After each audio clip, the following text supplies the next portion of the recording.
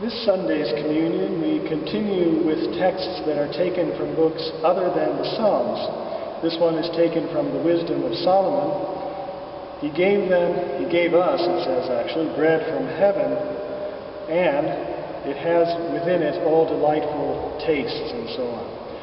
Now last week I said that in honoring the Lord with all of our substance, we bring our entire lives with us when we come to Mass on Sunday or on weekdays, and we make an offering of ourselves to the Lord. And we make an offering whether it be the parts of ourselves that we're happy about or those that we're not so pleased about. But in saying that, I want to distinguish between what I actually mean from the idea that perhaps we don't need to change our lives in some way to make our gift more appropriate for the Lord.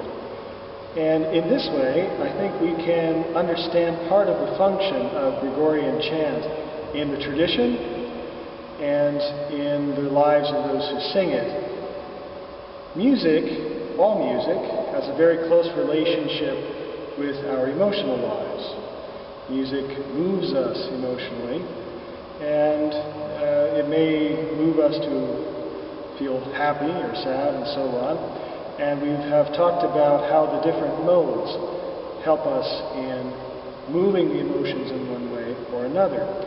What we are doing in singing Gregorian chant is educating our passions so that they are in line with the fullness of a real Christian life. Now, this might be hard for us to understand because for many people today, chant is not very exciting as music. It's hard to find the emotional content in it. Part of what I hope to do in this series is help you to hear it. But part of the difficulty is that we have gone through a period of time in the church where we have had many new compositions, and the danger of too many new compositions for the liturgy too quickly is that if the composer has not him or herself really learned to train the passions in such a way as they accord with what the liturgy gives us, then all we will do is simply bring our unconverted passions to the liturgy and be just as we are in the world, inside church. So Gregorian chant helps us to try to hear things a little differently internally as well as externally, to measure our expectations of the emotional content of the liturgy against what the church has provided for us as a model. I'm going to have the brothers just sing a part of this again. I think you'll hear that this opening phrase is quite delighted. We are pleased with the gift of bread from heaven that the Lord has given us, but the enthusiasm we have never becomes something personal or unchaste in a way. It stays within a nice human rational boundary. Listen to the first half of this chant one more time.